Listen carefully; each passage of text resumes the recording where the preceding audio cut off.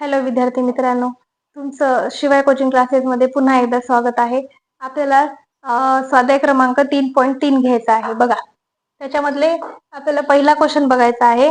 त्याच्यामधले पण महत्त्वाचे क्वेश्चन घेतलेले आहेत ज्याच्यामध्ये तुम्हाला डाऊट येण्याची शक्यता आहे.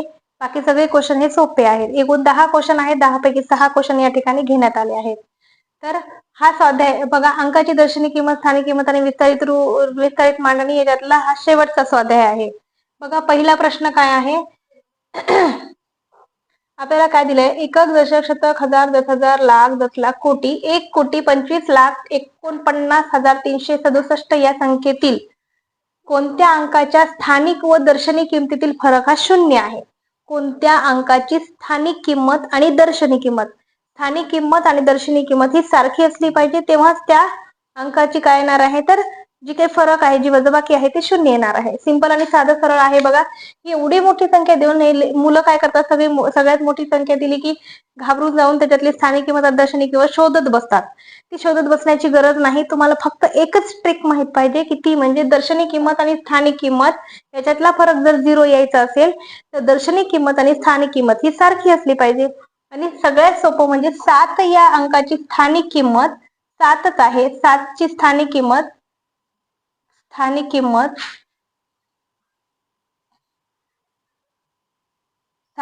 7 आहे, कारण ती एकक स्थानी आहे. आणि 7 ची दर्शनी किंमत सुद्धा काय येणार आहे? 7च येणार आहे. दर्शनी किंमत सुद्धा काय येणार आहे? 7च येणार आहे. म्हणून जर समजा आपण 7 - 7 केला तर 0 येतो आणि आपल्याला ऑप्शन क्रमांक 4 आलेला आहे.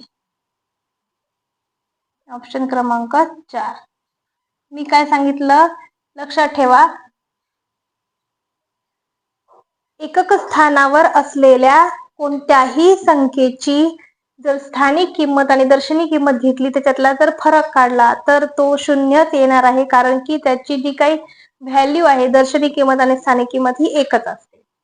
पुढचा आहे बघा, 34,597 या संख्येतील दशक व हजार स्थानच्या अंकाच्या स्थानिक किमतीची बेरीज व या संख्येतील सर्व अंकाच्या स्थानिक किमतीची बेरीज यामधील फरक किती आहे तो विचारलाय. बघा, दशक आणि हजार. दशक स्थानचा 90 म्हणजे 9, त्याची स्थानिक किंमत 90 आणि हजार स्थानावरचा जो 4 आहे याची जी स्थानिक किंमत आहे 4,000. बघा, 4 ची स्थानिक किंमत 4,000 आणि 9 ची स्थानिक किंमत 90. दशक आणि हजार स्थानावरचा जो अंक आहे त्याचा आपल्याला काय मिळालेला आहे? स्थानिक किंमत मिळालेली. अंकाच्या स्थानिक किमतीची बेरीज विचारली त्याने. किती होणार आहे त्याची बेरीज? बघा, 4,000 अधिक 90 बरोबर 4,090 झाली बेरीज. नंतर या संख्येतील सर्व अंकांच्या स्थानिक किमतीची बेरीज यामधील फरक किती? सर्व अंकाच्या स्थानिक किमतीची बेरीज म्हणजे पूर्ण ही संख्या येणार आहे. मग ह्या संख्येमधून आपल्याला 4,090 मायनस करायचं आहे. 34,597 मायनस 4,090 जर केलं तर आपलं उत्तर येणार आहे 7. 9 मधून 9 गेला 0, 5 ला 5, 4 मधून 4 गेला 0, 3. म्हणजेच ऑप्शन नंबर बघा कोणता आहे? 1. आपला ऑप्शन नंबर काय येणार आहे? 1.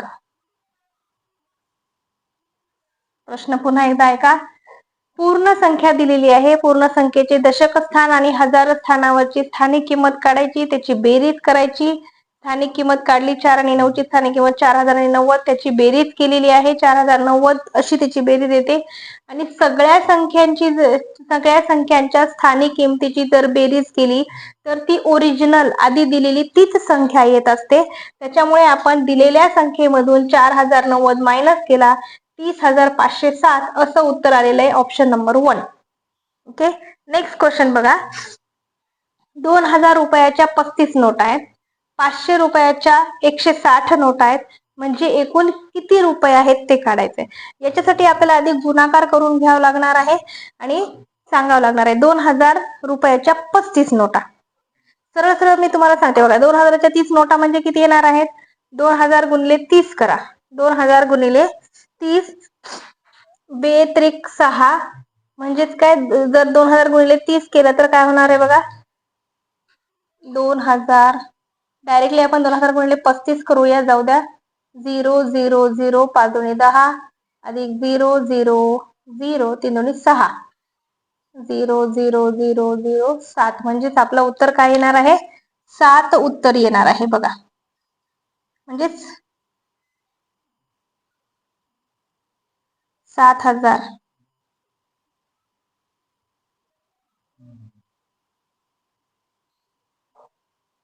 70,000 सॉरी बघा. नंतर 500च्या किती नोट आहेत? 160 नोट आहेत. 2000 गुणिले 35 बरोबर 35 दुणे 70. 1 2 3 70,000.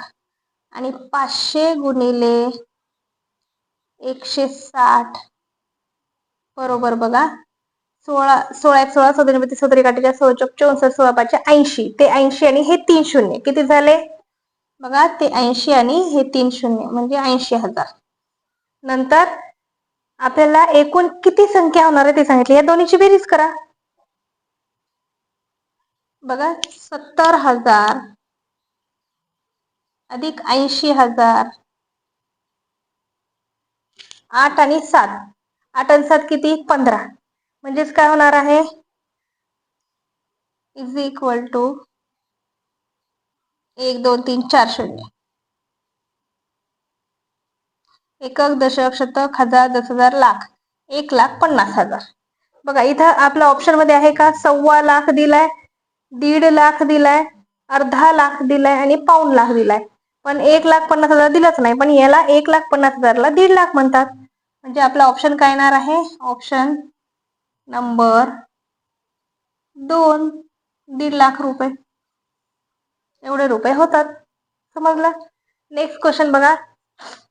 77,72,509 ही संख्या अंकात लिहिताना चुकून 77 बघा, एकक, दशक, शतक, हजार, 10,000, लाख, 10 लाख, 77,20,509 अशी लिहिली गेली.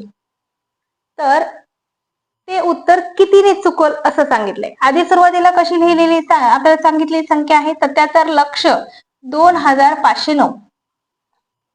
77,02,509.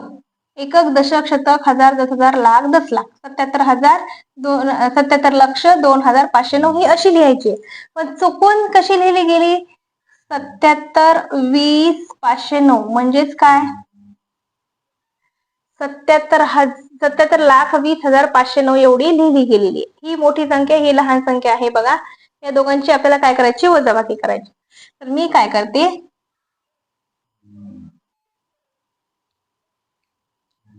77,20,509 मधून 77,02,509 ही संख्या मायनस करते.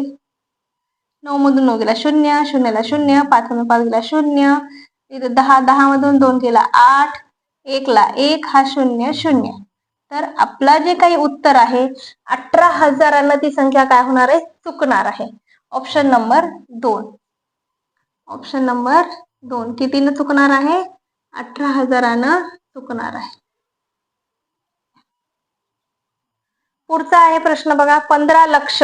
15 लक्ष म्हणजे 15 लाख मोजायचं. एकक, दशक, शतक, हजार, 10,000, लाख. 1,50,000 नाहीये. एकक, दशक, शतक, हजार, 10,000, लाख, 10 लाख. बस झालं 15 लाख. Option number 2. बाकी पुढचं बोलायचं गरज नाही, पुढची मोजायची गरज नाही. Option number 2. बघा शेवटचा प्रश्न आहे. 1 कोटी संख्येच्या लगतची मागची संख्या कोणती? 1 कोटी. 1 कोटीला बघा आता किती शून्य येतात? 1 2 3 4 5 6 7. एकक, दशक, शतक, हजार, 10,000, लाख, 10 लाख, कोटी. 1 कोटी. 1 कोटी संख्येच्या लगतची म्हणजे लगेच लगेच पाठीमागे असलेली, लगतची मागची संख्या, लगेच पाठीमागे असलेली संख्या कोणती? आता ह्याच्यामध्ये मोजायचं. एकक, दशक, शतक, हजार, 10,000, लाख. पहिला ऑप्शन येणार नाही. एकक, दशक, शतक, हजार, 10,000, लाख, 10 लाख. दुसरा पण येणार नाही, तर 99 लाख यायले. एकक, दशक, शतक, हजार, 10,000, लाख, 10 लाख. इथं सुद्धा येणार नाही. हा सुद्धा काय येणार आहे? तर बघा, एकक, दशक, शतक, हजार, 10,000, लाख, 10 लाख. हा, लगेचची मागची विचारली ना, 1 कोटीच्या मागची आधीची म्हणजे तर बघा इथं 8 असल्यामुळे हा ऑप्शन आपण घेऊ शकत नाही. इथं एकक, दशक, शतक, हजार, 10,000, लाख, 10 लाख.